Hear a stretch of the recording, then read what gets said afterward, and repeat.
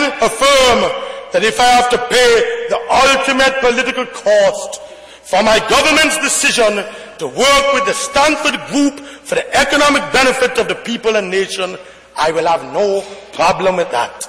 I will now go further, and I'll have no problem going back to the polls.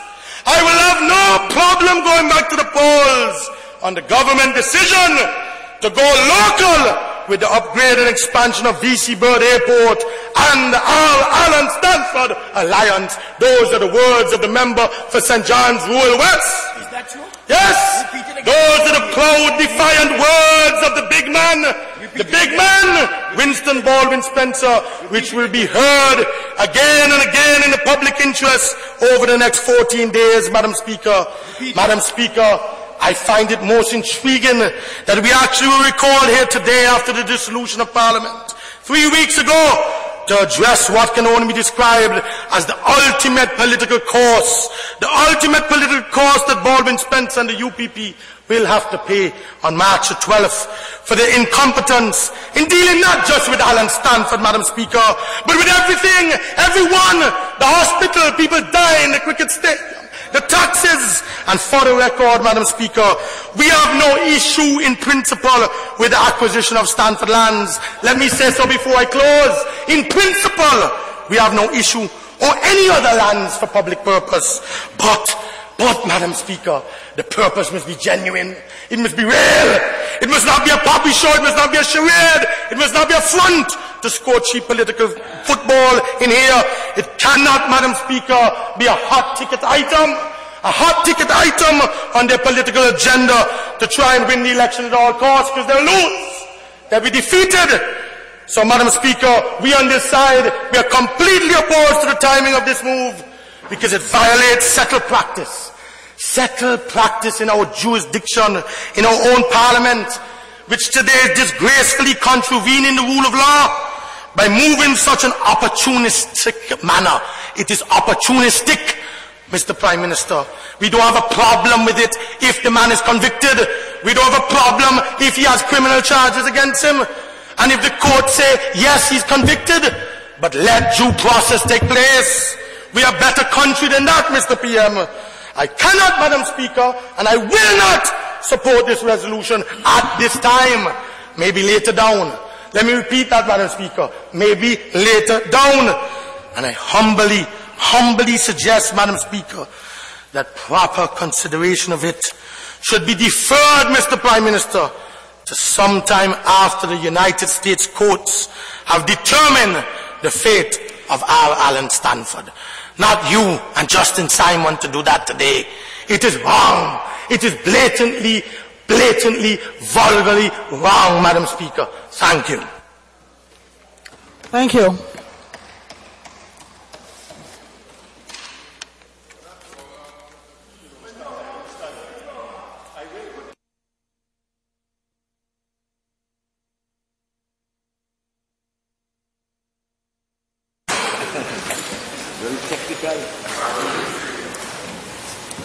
What time is it? Thank you, Madam Speaker. Madam Speaker, honorable members of this House, fellow citizens and residents, I trust that we can be honest with ourselves today.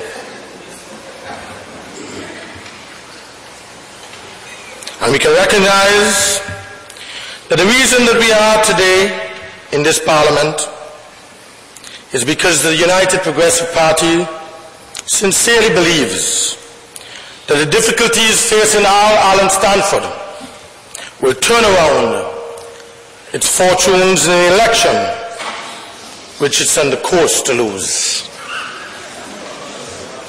Another dark day has befallen this country, Madam Speaker. Yes.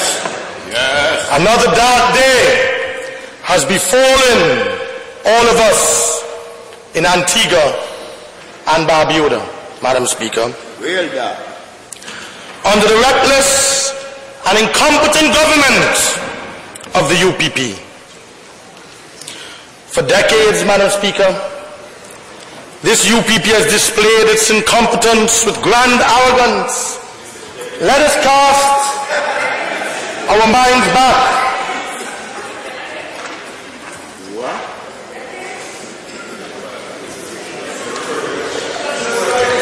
Members of the gallery, please. Honorable Member for St. Peter, you may continue. Madam Speaker, I wish not to be disturbed by the members of the other side and by the gallery. Madam Speaker, let us cast our minds back to the Half Moon Bay fiasco, when the UPP played naked politics and they disrupted the plans of the Antigua Labour Party government to develop a 5-star hotel. Remember that, Madam Speaker? Madam Speaker, this entire UPP collection of former MPs before today took absolutely no step to protect the depositors or Antiguan jobs. They must have known what the SEC was going to do. They must have known. But not a word. Not a word from the Attorney General, not a word from the Prime Minister of this country, not a word from the Minister of Finance, Madam Speaker. No warning, no precaution.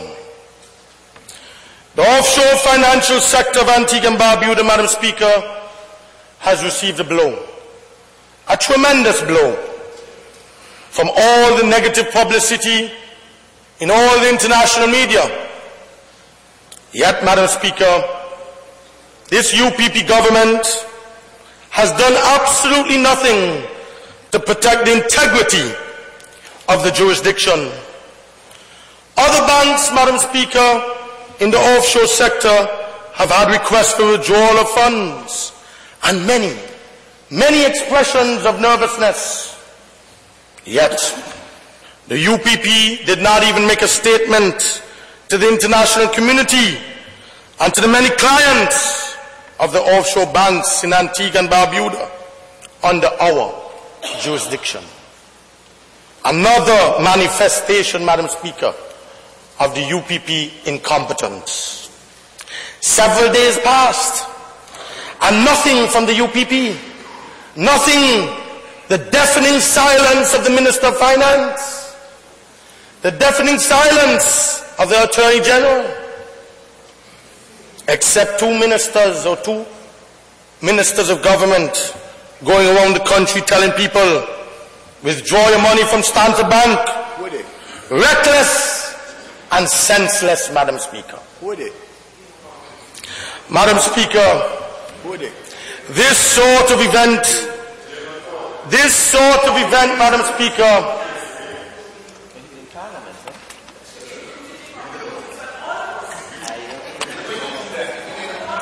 Honorable members.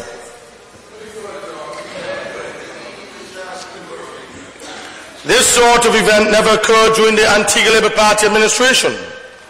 In fact, Madam Speaker, the Paris-based Financial Action Task Force and the Caribbean Financial Action Task Force, they did not blacklist Antigua and Barbuda. Instead, Madam Speaker, Antigua and Barbuda's regulation was given a clean record and was used as an example for others. Therefore, any untoward activity, Madam Speaker, in which Stanford might have been involved, let the record show it did not take place under the ALP's watch. It happened right under the noses of the UPP. Right under the noses of the UPP.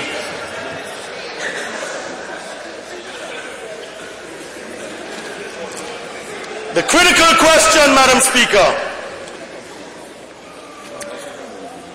the critical question is whose eyes and whose ears were closed? Who fell asleep at the wheel? Who is it, Madam Speaker, who exposed the people of this land to this trauma of losing money and jobs? It was not us.